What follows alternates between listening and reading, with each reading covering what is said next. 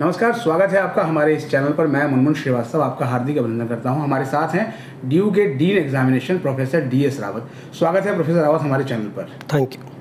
Professor Rawat, students के मन में बहुत सारे सवाल हैं कि 2 रिजल्ट तो आपने ड्यू SOL के निकाल दिए 6 सेमेस्टर के, उनके बाकी नतीजों की क्या स्थिति है अभी सर? नमस्कार मुनमुन जी, थैंक यू वेरी मच आप इस मीटिंग में आया। SOL के रिज़ल्ट अभी हमने निकालना शुरू किया। BCom honours and BCom programme के 2 रिज़ल्ट निकाले हैं एंड और रिज़ल्ट भी हम तैयारी कर रहे हैं उसके भी निकालने की। जहाँ तक बात रही कि रिज़ल्ट में कुछ बच्चों के ER और एब्सेंट शो हुआ है, वो एक नॉर्मल प्रोसेस है। ER का मतलब बच्चा उस पर्टिकुलर पेपर में फेल हुआ है और उसके लिए एक ऑप्शन रहता है कि वो अपना रीएवैल्यूएशन अप्लाई कर ले। एंड जिन बच्चों का एब्सेंट शो हुआ है उसके बहुत सारे रीज़न होते हैं एक्चुअली में।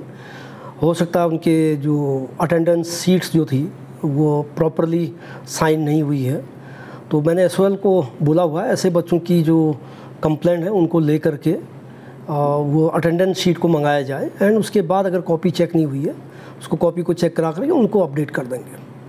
तो इसमें सर इस प्रक्रिया में अभी कितना समय लगेगा? एग्जैक्टली कहना बड़ा मुश्किल है क्योंकि हमारे जो एग्जामिनेशन सेंटर हैं through out the university college system में होता है, तो किस बच्चे का सेंटर कहाँ पर था वो बच्चे को पता होता है। तो बेस्ट तरीका तो ये रहेगा कि बच्चा उस अपने सेंटर में जाकर के अपने अटेंडेंस शीट की कॉपी को SOL में जमा कर दें। अगर वो करें तो वो काम जल्दी हो जाएगा। अगर ये काम हम SOL को छोड़ दें, पहला काम उनका ये होगा कि वो पहले ये पता करेंगे इस पर्टिकुलर स्टूडेंट का सेंटर कौन सा था, फिर वहाँ से उसकी अटेंडेंस शीट को मंगाना, उसमें थोड़ा सा टाइम लग जाता है।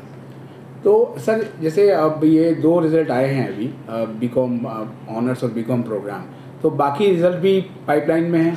Yes, they all these results are in pipeline and अब शुरू हो गया है, तो ऐसे ही निकलते रहेंगे रिजल्ट। सर NC वेब के भी स्टूडेंट्स की क्वेरी है कि उनका भी 6 सेमेस्टर का जो है वो एग्जामिनेशन रिजल्ट अभी तक नहीं आया और आगे उनको PG के लिए जाना है और कुछ और कॉम्पिटिटिव एग्ज़ाम्स के लिए, तो उनकी क्या स्थिति है सर? एक्चुअली में यही प्रॉब्लम होता है, जब एग्ज़ाम शुरू होते हैं उस समय बच्चे कहते हैं कि हमारे आप एग्ज़ाम पोस्टपोन करिए। जब रिज़ल्ट निकालने की बात आती है तो बच्चे कहते हैं हमारा एडमिशन डिले हो रहा है। We don't have a kind of magic stick.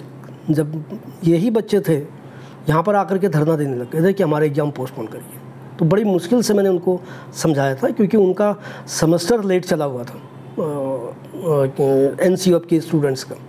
तो सेमेस्टर लेट चला, फिर बच्चों की डिमांड आ गई कि एग्ज़ाम को थोड़ा पोस्टपोन करिए। तो खैर हमने ज़्यादा पोस्टपोन नहीं किया उसको, मेरे ख्याल में 1-8 हफ्ता थोड़ा सा पुश कर दिया था उसको, बट उनके भी रिजल्ट्स पर काम कर रहे हैं, वो भी निकलेंगे।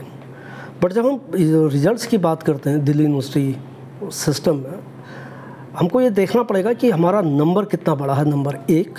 नंबर 2, और जब से कोविड शुरू हुआ है तब से सबसे बड़ी परेशानी हो गई है कि हमारा सेमेस्टर मिसमैच हो गया है। पहले जो एग्जामिनेशन ब्रांच साल में 2 एग्ज़ाम कराता था सेमेस्टर वाइज, आज अगर मैं लास्ट ईयर दिसंबर से आने वाले दिसंबर की बात करूं तो हम टोटल 6 एग्ज़ाम कराएंगे। तो इसका मतलब हर 2 महीने में हमको एग्ज़ाम कराना है एंड हमारा सिस्टम वैसा ही है, नंबर 1। नंबर 2, रिज़ल्ट निकालने का मतलब ये होता है कि आपकी कॉपियाँ टाइमली चेक हों। यस, देयर आर सिस्टम में कुछ फ्लॉज हैं, लोग टाइमली काम नहीं करते हैं, but at the same time ये पिछले 2 साल से हमारी रेगुलर क्लासेज चल रही हैं। वही टीचर क्लास लेते हैं और उन्हीं को कॉपियाँ चेक करनी है। But in spite of that हमने अंडर ग्रेड के जितने भी रेगुलर कोर्सेज के रिज़ल्ट थे वो 1.5 मंथ्स के अंदर निकाल दिए। SOL के रिज़ल्ट 2 महीने के आसपास में निकलने शुरू हो गए, जबकि यही एग्जामिनेशन ब्रांच था 2020 में कोर्ट में हमको एफिडेविट देना था, तो हमने उसमें लिखा हुआ हम 3 महीने का टाइम लगता है कम से कम। वो तब था जब normal routine of teaching and evaluation था, जिसमें आपका एग्ज़ाम होता है, उसमें छुट्टियां होती थी, टीचर के पास टाइम रहता था। सो टीचर भी अपना काम कर रहे हैं, ओवर स्ट्रेस हर कोई है, बट उसके बावजूद भी हम लोगों ने कोशिश की है कि पूरे एग्जामिनेशन सिस्टम है, एग्ज़ाम ही एक रिज़ल्ट निकालना ये काम नहीं है। उससे बड़ा काम हुआ करता था हमारे यहाँ डिग्री प्रिंटिंग का। डिग्री प्रिंटिंग के प्रोसेस को स्मूथ पहली बार हम लोगों ने किया। हाँ, ये तो सर जो है वो इसके लिए तो हम आपको बधाई देंगे कि आपने जो है वो डिग्री बहुत जल्दी जो है वो 3rd ईयर के बाद उपलब्ध कराई है, और स्टूडेंट्स को तो डाक से भी डिग्रियाँ भेजी जा रही हैं। मैंने देखा एक SOL में वहाँ एक चार्ट बन रहा है कि डेली इतनी डिग्रियाँ उनको भेजी जा रही है, बाई हैंड इतनी गई और डाक से इतनी गई। तो एक्चुअली में क्या था हमारा कि 2017, 18, 19 3 सालों की डिग्री यूनिवर्सिटी नहीं दे पाई थी because of some reasons at that time. Court में केस हुआ, उसके बाद मैं यहाँ पर आया हूँ।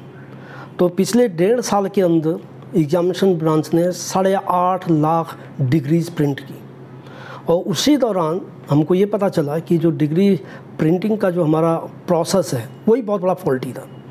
उसमें होता क्या था कि जिस बच्चे का हम रिज़ल्ट निकालते हैं उस रिज़ल्ट को हम हर कॉलेज को भेजते हैं, और कॉलेज से 2 इनपुट लिए जाते थे, हिंदी नाम एंड इनरोलमेंट नंबर, ये कॉलेज देता था। फिर जब वो इनपुट वहाँ से आ जाता था फिर उसको वेरीफाई करके प्रिंटिंग में जाता था। इसके 2 प्रॉब्लम्स होती थी, एक टाइम कंज्यूमिंग था, दूसरा जो डेटा सेट था वो कंप्लीट कभी भी हमारे पास नहीं आता था। लेट अस सपोज किसी कॉलेज में 1200 बच्चे थे, कॉलेज ने हमको 800-900 बच्चों का डेटा भेजा, तो 300 बच्चों का डिग्री प्रिंटिंग रुक जाएगा क्योंकि हमारे पास उसका डेटा ही नहीं होता था।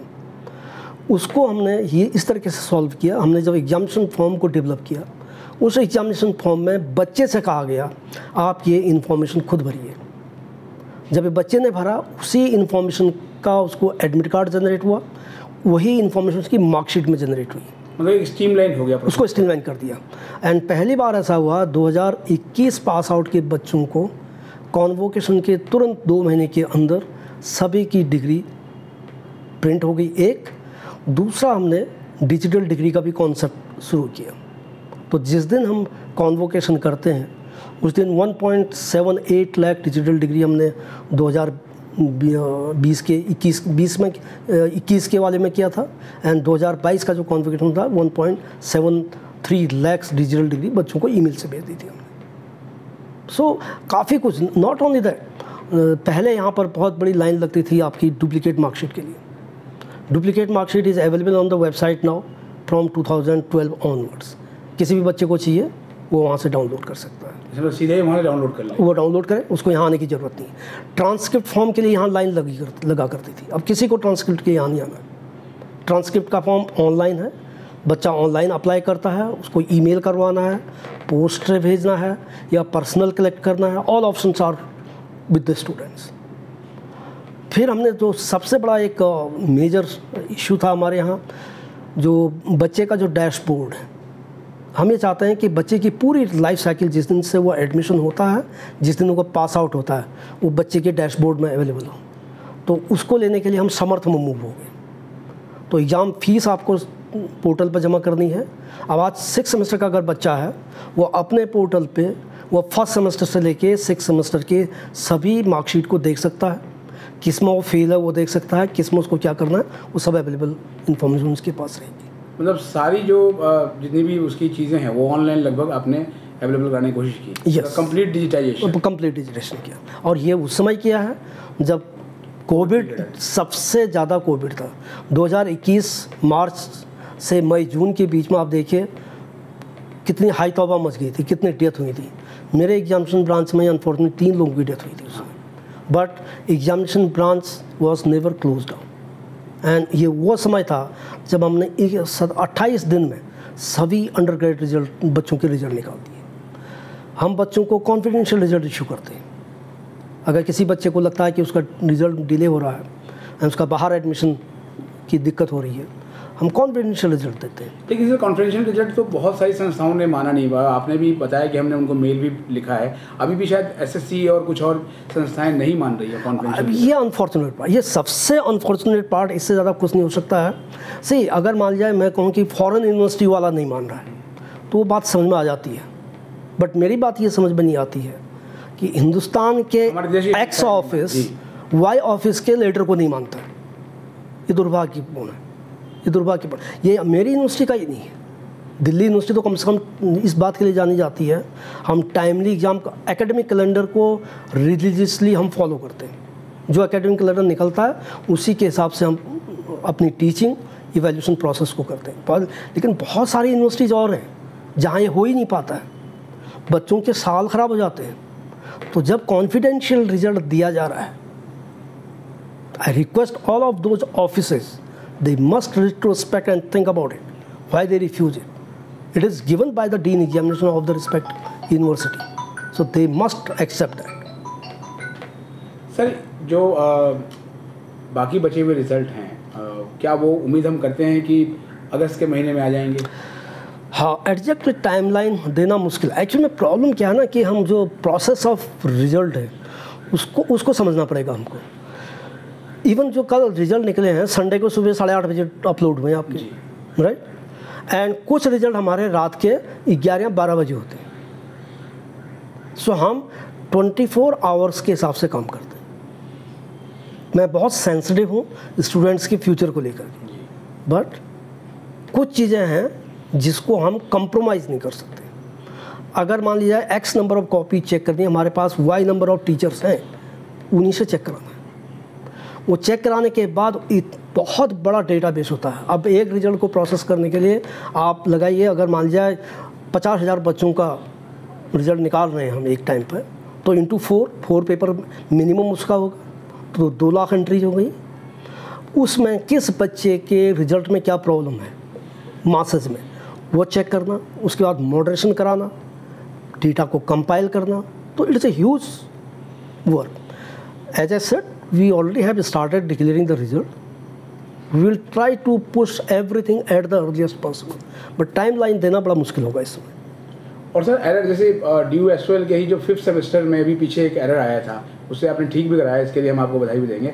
सेम वही आ रहा था, ER, एब्सेंट, फेल, और SOL ने उसके लिए जो है वो अपने यहाँ स्टूडेंट्स का पूरा एक डेटा करके आपके पास भिजवाया।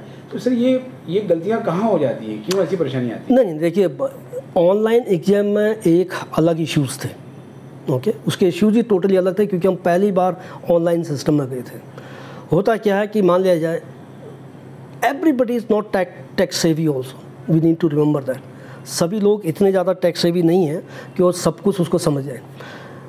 आपने कॉपी चेक कर ली, कॉपी चेक के लिए आपके अवार्ड्स दिख रहे हैं टीचर को, बट उसने सबमिट नहीं किया, सबमिट बटन दबाना भूल गया। लेकिन जब वो रिजल्ट प्रोसेस में आया, क्योंकि सबमिट नहीं हुआ था, तो वहाँ अब्सेंट आ गया, वहाँ अब्सेंट्स हो गया। इसके भी 2 थे एक्चुअली में। जब शुरू में आया था तो अब्सेंट लिखते थे, तो मीडिया ने बड़ा वो किया कि बच्चे ने एग्ज़ाम दिया, ये अब्सेंट हो गया, तो मैंने कहा इसको लिख दो रिजल्ट अवेटेड, अब्सेंट मत करिए, राइट? तो जब रिजल्ट अवेटेड किया, तो बाद में जब बच्चों का रिजल्ट अवेटेड का प्रॉब्लम क्या होता है, रिजल्ट अवेटेड में बच्चा थोड़ा सा कंफर्ट जोन में होता है, हाँ, कि यह तो आएगा ही, रिजल्ट तो आएगा। अगर आपने अब्सेंट शो कर दिया, वो भागेगा कि मैंने तो दिया था, तो रेक्टिफिकेशन फास्ट होता था। रिजल्ट अवेटेड में जब तक आप मुझे कॉन्टेक्ट नहीं करेंगे, आई कांट डू एनीथिंग। तो सर जैसे अभी जो ये ऑफलाइन एग्जाम हुए हैं, तो इसमें भी अगर जैसे बच्चे कह रहे हैं कि एब्सेंट आया है, तो उसमें ये रेगुलर प्रोसेस है, ये हमेशा ऐसा होता था। इसमें क्या होता है कि लेट अस सपोज आपका एक सिटिंग प्लान बनता है, राइट? सिटिंग प्लान आपका इस तरीके से बना, आपका रोल नंबर यहाँ फॉलो होता है, लेकिन एग्ज़ाम वाले दिन उस बच्चे को दूसरी रो में कहीं बैठा है, सीक्वेंस गड़बड़ हो गया, उसका साइन वहाँ हो गए, ठीक है? जब वो डेटा जो है इवैल्यूएशन सेंटर में आया, वो तो सीक्वेंस से देख रहा, सीक्वेंस में रोल नंबर मिसिंग है, तो वो मिस हो गया, वो मिस हो गया, तो उसके मार्क्स नहीं चढ़े। एक दूसरा, हो सकता है किसी बच्चे की कॉपी चेक नहीं हो पाई, रिसीव नहीं हुई थी, बंडल कहीं का कहीं चला गया। तो इस तरह की चीज़ें जो होती हैं वो नॉर्मल प्रोसेस है, कोई भी एग्ज़ाम होता है उसमें ये होता है, बट उसका रिडर्सल आप किस तरीके से करते हैं वो इम्पोर्टेंट है। हाँ, उसके लिए तो मतलब पूरा एग्ज़ाम ब्रांच जो है वो अवेलेबल है, या कि भाई जो है वो, क्योंकि छुट्टी के दिन भी एग्ज़ाम ब्रांच ने काम किया है पिछले। कल रात ही को मैंने डॉक्टर पांडे को फ़ोन किया, because one parent called me around 9 o'clock in the evening. So I call doctor Pandey कि मेरे को ऐसे कॉल आ रहे हैं, आप इसको इसी तरीके से रिजॉल्व करिए। अभी मैं आपके आने से पहले उन्हीं से बात हो रही थी, तो वो कहते हैं हमने 2-3 लोगों को बैठा रखा है, इसी तरीके से हम डेटा ले रहे हैं और इसी तरीके से सॉल्व करेंगे हम इनको। मतलब स्टूडेंट्स की जितनी भी समस्या है एग्जाम रिलेटेड, उसके लिए एग्जाम ब्रांच बिल्कुल सेंसिटिव है, उनको पूरा करना है। यस। बहुत बहुत धन्यवाद प्रोफेसर DS रावत हमें समय देने के लिए। Thank you so much.